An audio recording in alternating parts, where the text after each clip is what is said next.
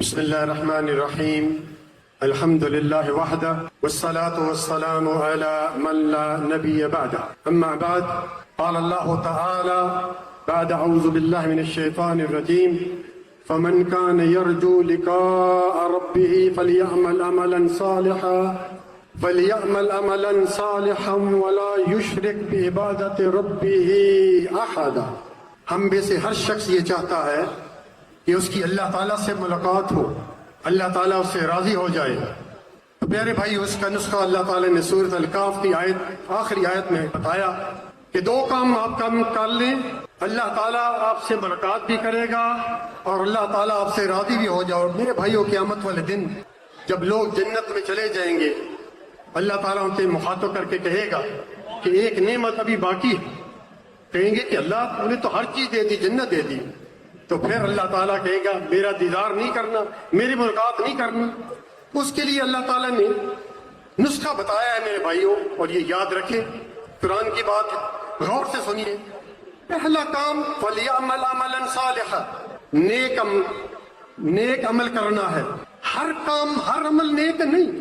ہر نیک عمل کے لیے 3 شرائط یاد رکھی۔ پہلی شرط عقیدہ توحید، کیونکہ اگر شرک ہے تو اللہ تعالیٰ نے سورۃ انعام کی آیت نمبر 88 میں فرمایا وَلَوْ أَشْرَكُوا لَحَبِطَ عَنْهُمْ مَا كَانُوا يَعْمَلُونَ۔ اگر یہ حضرات شرک کرتے ان کے اعمال ضائع ہو جاتے ہیں۔ میں بہت مختصر بتا رہا ہوں۔ دوسری شرط اس کی وہ ہے اخلاص، لِوَجْهِ اللَّهِ۔ کوئی بھی عمل آپ نے کرنا ہے زندگی میں، حج، عمرہ، زکوٰۃ، روزہ، اس کے لیے دوسری شرط جو ہے وہ یاد رکھیں، اخلاص ہے۔ ریاکاری سے بچ کر، نام و نموز سے بچ کر جو عمل ہوگا وہ اللہ تعالیٰ قبول کریں گے۔ تیسری شرط اس کی، جو بھی عمل سنت کے مطابق ہوگا وہ قبول ہوگا میرے بھائیوں۔ اس لیے اللہ تعالیٰ نے سورۃ ملک کی آیت نمبر 2 میں فرمایا الذی خلق الموت والحیات لیبلوکم ایکم احسن عملا۔ ہم نے موت اور زندگی کو پیدا اس لیے کیا کہ ہم تمہیں آزمائیں تم میں سے اچھے عمل کون کرتا ہے۔ اللہ تعالیٰ کے ہاں کوالٹی ہے، کوانٹٹی نہیں، زیادہ عمل نہیں، لیکن وہ عمل جو سنت کے مطابق ہوگا۔ دوسرا عمل میرے بھائیوں جو اللہ رب العالمین نے سورۃ الکاف کی آخری آیت میں فرمایا وَلَا يُشْرِكْ بِعِبَادَةِ رَبِّهِ أَحَدًا، کہ اللہ تعالیٰ کے ساتھ کسی کو شریک نہ ٹھہرانا۔ یاد رکھیے، دنیا میں سب سے بڑا گناہ شرک ہے۔ اللہ تعالیٰ نے اس کی معافی نہیں رکھی۔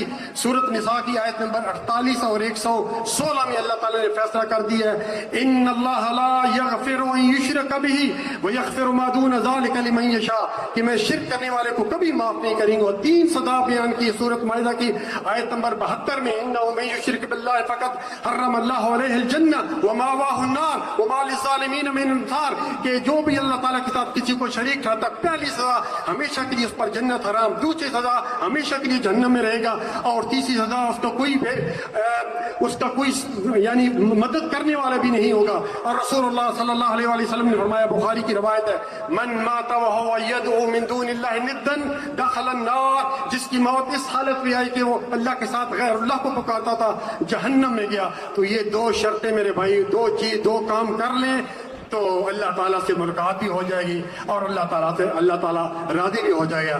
اللہ تعالیٰ سے دعا ہے کہ اللہ تعالیٰ ہم ان پر عمل کرنے کی توفیق عطا فرمائے۔ جزاک اللہ خیرا، بارک اللہ فیک۔